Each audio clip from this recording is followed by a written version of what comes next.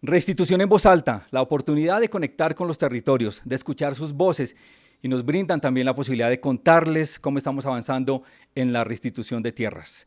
Esto es Restitución en voz alta, un espacio de la Unidad de Restitución de Tierras.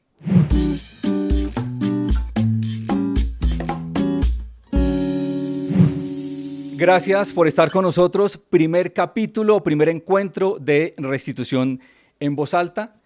Valoramos mucho estos minutos que ustedes nos regalan. Ya tenemos a nuestros invitados y arrancamos con un invitado bien especial, bien importante para nosotros. Sentimos que hemos hecho una buena labor y por eso nos enorgullece presentarlo en este momento.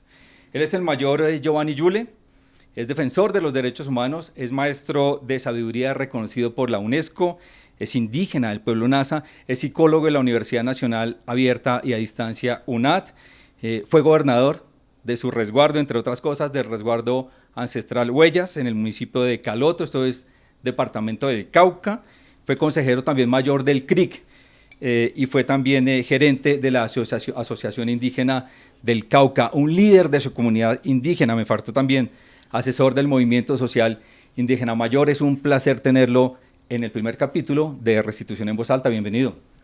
Muchas gracias, Juan. Para mí también es un placer iniciar este programa tan importante para las víctimas, para los pueblos, para toda la ciudadanía colombiana, porque esto nos va a permitir a nosotros entregar una información clara y veraz de lo que estamos realizando desde la Unidad de Restitución de Tierras, que es la institución que favorece precisamente a las víctimas que han sido desplazadas, que han sido desafortunadamente desarraigadas y han sido despojadas de sus territorios en el marco del conflicto y la violencia en Colombia. Usted menciona algo mayor, vamos a hablar más adelante de eso, justamente, de los retos en comunicar. Por eso es tan importante este espacio para llegar directamente a los territorios. Mayor, de esa presentación tan larga, de esa hoja de vida, que presenta también un proceso muy valioso, muy enriquecedor, ¿qué es lo que más le enorgullece hasta ahora? No, lo que más de alguna manera me ha motivado y me enorgullece, como dices tú, es la posibilidad de ayudarle a los sectores más vulnerables del país. Yo pienso que los que venimos del territorio, los que somos hijos precisamente del movimiento social, los que somos hijos de nuestros espíritus mayores, del espíritu del agua, del río, de la montaña, nos corresponde precisamente servirle al pueblo colombiano y algún día poder materializar la paz total en nuestro territorio nacional. Sin duda, Mayor, lo que le enorgullece también lo motiva, justamente trabajar por las comunidades. También tenemos a Paula Villa. Paula Villa es abogada de la Universidad de Antioquia, es maestrante de Asuntos Internacionales de la Universidad Externado de Colombia, tiene máster en Derechos Humanos y Derecho Internacional Humanitario de la Universidad de Nebrija. Ha ocupado diversos cargos también en el sector público, en el Consejo de Estado, la Secretaría de Gobierno de la Ciudad de Bogotá. Fue directora del equipo de litigio estratégico de la Comisión Colombiana de Juristas. Ha sido docente en la Universidad de Antioquia, defensora de derechos humanos, especialmente los derechos de la tierra y el territorio. Paula, bienvenida, también un placer tenerla con nosotros. ¿Cómo se encuentra? Muchísimas gracias, muy bien. Paula, ¿docente o abogada? ¿Qué le gusta más? A mí el litigio me pulsa. Ajá. Y sobre todo el litigio en derechos humanos y en restitución es una cosa que me gusta muchísimo. Pero creo que eso va acompañado de la enseñanza y de la posibilidad también de aprender. No, y para nosotros es muy importante tener docentes en la entidad porque necesitamos contarle muchísimos temas y la parte técnica hay que saberla contar, entonces me encanta tener una pedagoga con nosotros. No sé si lo habían, seguramente sí, pero aquí presentándolos a ustedes dos, veo que hay un valor importantísimo en la defensa de los derechos humanos. ¿En qué momento uno, Mayor, quisiera arrancar por ahí antes de entrar en materia para hablar de restitución, en qué momento uno como que le llega la apuesta de lo mío es la defensa de los derechos humanos? ¿Se elige, le llega a uno? Pues yo creo que el mismo camino que nos ha permitido tejer desde nuestro origen, digámoslo así, con las comunidades en el territorio, en el aprendizaje colectivo, con el movimiento indígena, con el movimiento social, nos permite luego ir descubriendo que la verdad es que uno debe vivir para servir y para de alguna manera ser parte del ejercicio de la posibilidad de que esta sociedad pueda transitar hacia la armonía. Y Paola, ¿en qué momento se encuentra con los derechos humanos? Bueno, yo creo que desde muy pequeña ha habido una empatía y una preocupación por lo que sucede alrededor. Yo nací, crecí en Medellín, una ciudad con altos niveles de violencia y de desigualdad, pero también donde hay unas apuestas muy importantes justamente en este contexto por la defensa del territorio y de los derechos humanos. Entonces, desde muy joven en la universidad siempre fue uno de mis propósitos, uno de los espacios de trabajo. Y bueno, y el camino y la vida profesional también ha estado alrededor siempre de esta condición también política en la defensa de los derechos humanos y especial y particularmente del derecho a la tierra y al territorio.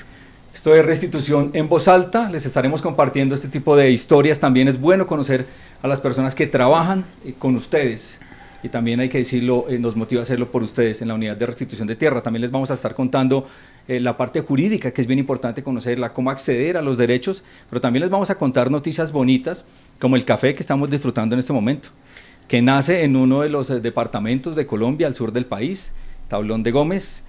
También tenemos aquí pues, acompañándonos en estudio, por decirlo de algún modo, parte decorativa, pero es café de verdad, café Retorno del departamento del Tolima. Tenemos miel de Carmen de Bolívar y cacao de Río Negro, Santander. Todo eso nace de los proyectos productivos que también van de la mano justamente de la restitución de las tierras de todas estas personas que le apuestan a la vida, como decía el mayor, a través de estos proyectos productivos. Mayor, entremos en materia un poco. Usted mencionaba hace unos segundos, unos instantes, el conflicto armado.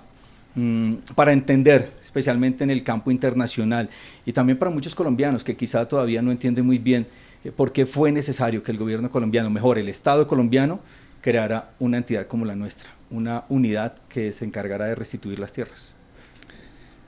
Todas estas instituciones que se han creado en la posibilidad de reivindicar los derechos de la ciudadanía han sido una lucha del movimiento social.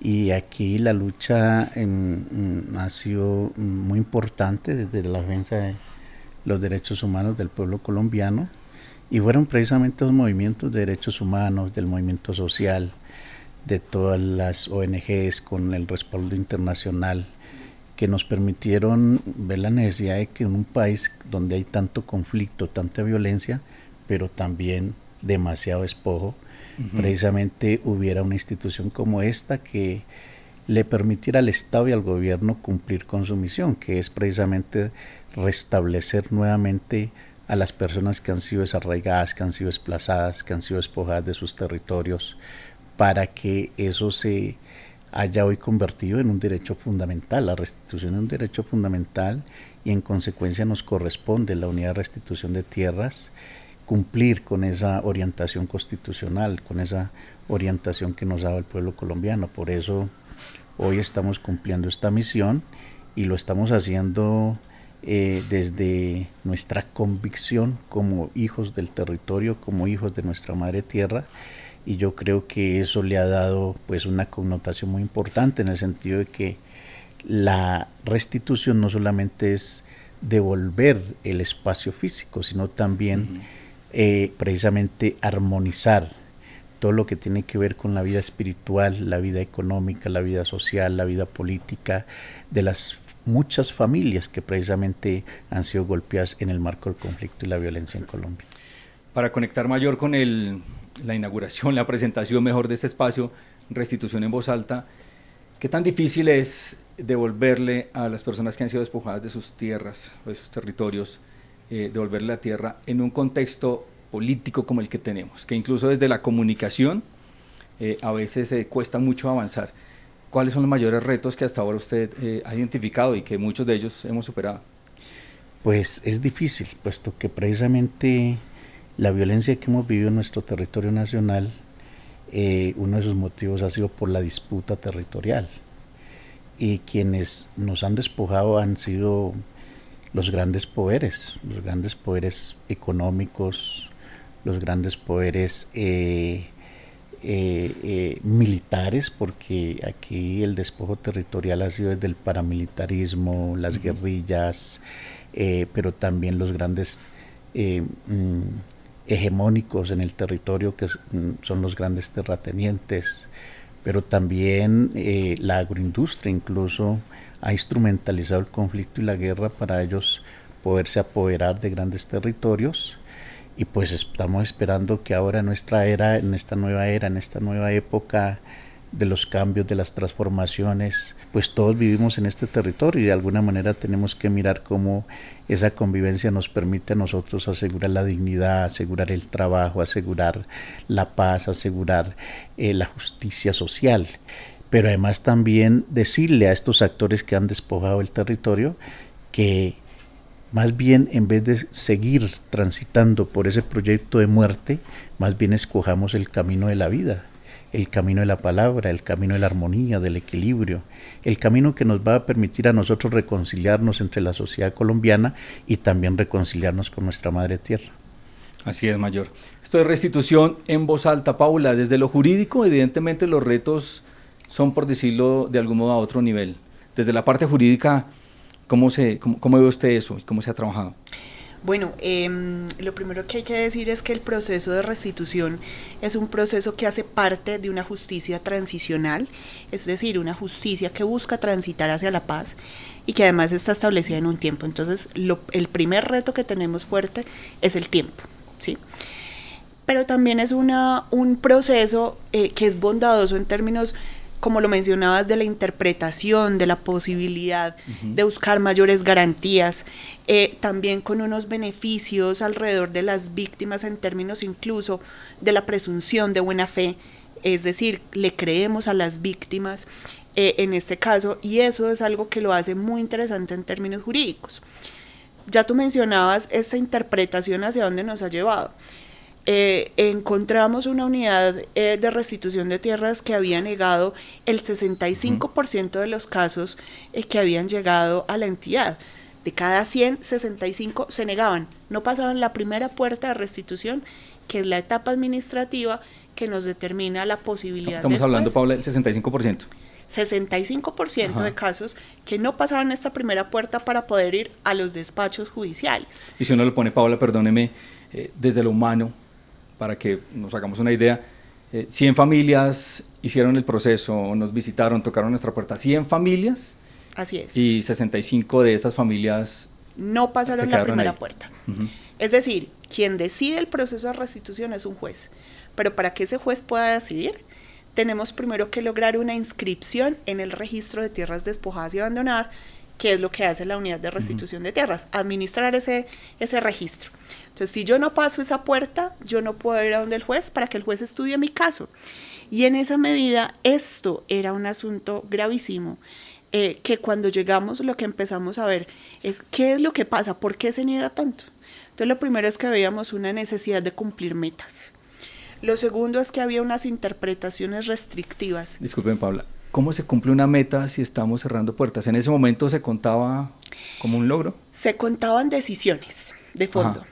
Entonces no importaba si una decisión era inscribir o no inscribir, o no ni siquiera iniciar, que es un pasito casi que súper previo. Entonces cuando yo digo que me vale igual, que es lo mismo, inscribir a no inscribir, pero además donde no inscribir es mucho más sencillo, necesito menos elementos, no tengo que recoger tantas pruebas, a veces ni siquiera tengo que ir hasta el territorio. Entonces, claro, si yo desde mi escritorio puedo tomar una decisión y es la que me van a contar independientemente de cuál sea, a lograr inscribir, que me significa ir al territorio, ir medir el predio, ir a hablar con las víctimas, ir a hablar con sus vecinos, pues claramente entonces pues se terminaban tomando decisiones en escritorio, muchas de ellas además digamos por políticas, no solo por una decisión de un funcionario o de un colaborador de la entidad, sino por políticas que tenían visiones restrictivas del proceso de restitución de tierras, decretos, lineamientos que había en la entidad que justamente tenían una versión mucho menos garantistas para las víctimas. Por eso se entiende, perdón Paula, que con 13 años de vigencia de la ley mayor, prácticamente en 2 años desde que empezó el gobierno de Gustavo Petro y en 2 años desde que está el mayor en la dirección de la unidad de restitución de tierras, se haya superado el 50% de todo lo que se ha hecho en los 13 años desde que empezó la ley, por cosas como esa. Sí. Cuando lo medimos por hectáreas, y tenemos en cuenta la ruta individual campesina y la ruta étnica, hemos logrado en inscripciones un número igual al que se había logrado en toda la ley.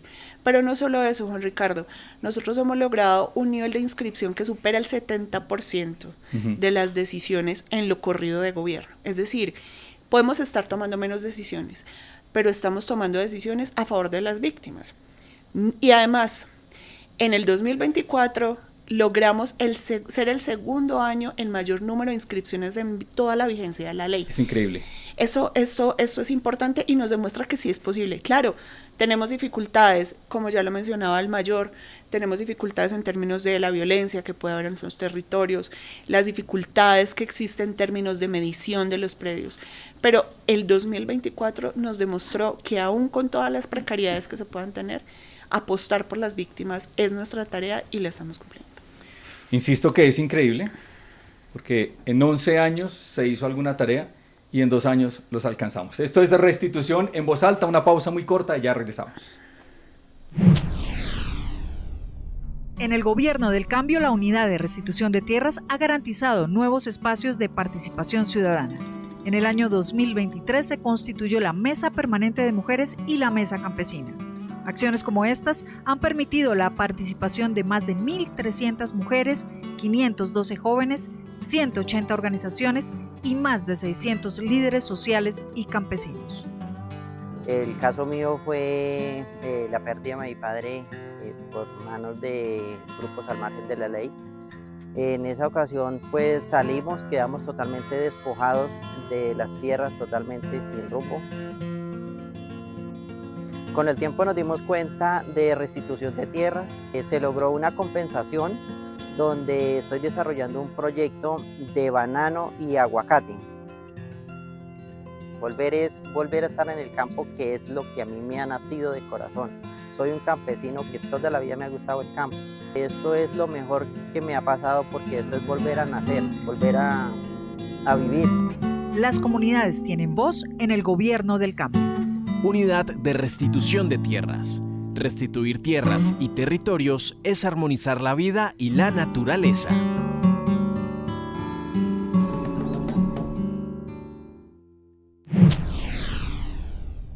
Esto es Restitución en Voz Alta.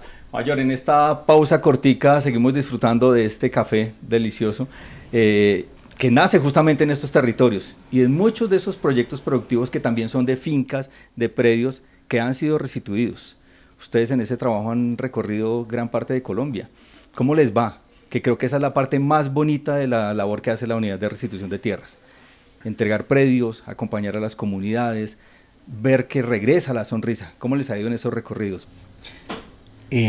Sí, como tú dices, Juan, yo creo que es el momento que de alguna manera recompensa todo el trabajo que hacen todas las personas en la Unidad de Restitución de Tierras, que hacen los jueces, que hacen los magistrados, que hace el gobierno, porque mirar nuevamente la sonrisa de los niños, la sonrisa de las víctimas, y además también de mirarlos a ellos, también poder conversar sobre nuevamente restablecer su vida, restablecer su posibilidad de que la familia nuevamente vuelven a su espacio sagrado de la vida, y además también con la esperanza de que la presencia nuestra como gobierno les va a permitir a ellos avanzar en la posibilidad de resarcir todo su proyecto de vida. Para nosotros yo creo que es lo más emocionante. Muchas de estas veces a nosotros también se nos escapan algunas lágrimas de emoción, porque ver esa imagen de las personas, de las familias, de las comunidades, y siempre colocando en la esperanza, y ellos dicen, ahora sí llegó la posibilidad de que el gobierno nos pueda devolver nuevamente, no solamente la finca, sino también la posibilidad de vivir dignamente mediante un proyecto comunitario, la vivienda. Entonces ese es un momento muy agradable para nosotros, pero también para las personas que han tenido el derecho fundamental a la restitución. Yo creo que mayor ahí uno entiende lo que su merced ha mencionado varias veces, que esto no es restituir el predio, es restituir la palabra, lo social, lo cultural, no sé, nuestras prácticas culturales ancestrales, es restituir todo ese componente. Yo creo que uno lo entiende cuando está en territorio. Totalmente. Nosotros hemos ido muchas veces con la doctora Paula y hemos sentido esa fuerza del amor, de la ternura, pero también de la esperanza en la gente. Y siempre lo hemos mencionado desde que llegamos a esta institución. Nos corresponde no solamente restituir el espacio territorial, sino restituirle a Colombia la palabra, la historia. Por ejemplo, todo el tema del archivo de la Unidad de Restitución de Tierra ahora ya es patrimonio y memoria de la nación colombiana y está al servicio del pueblo colombiano. O sea, esos asuntos nos corresponde a nosotros restituirlos, no solamente enclaustrarnos en el concepto de la restitución jurídica, sino en todo lo que da la dimensión holística de la restitución de la sociedad colombiana, en el marco de transitar de ese proyecto de muerte que tanto dolor y lágrimas nos ha dejado hacia posibilitar la consolidación del camino de la vida. Paula, abogada, para usted de repente debe tener sensaciones, no sé cómo calificarlas, pero su trabajo está muy metido en los escritorios, en los juzgados, muchos documentos, escrituras. ¿Cómo es usted cuando puede acompañar estos procesos en territorio?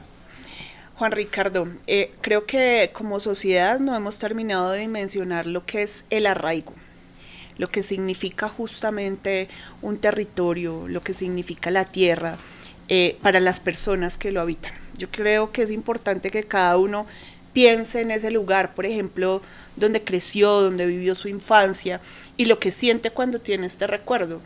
Eso es finalmente lo que nos describen las personas al momento de haber sufrido un despojo o haber tenido un abandono, esa pérdida.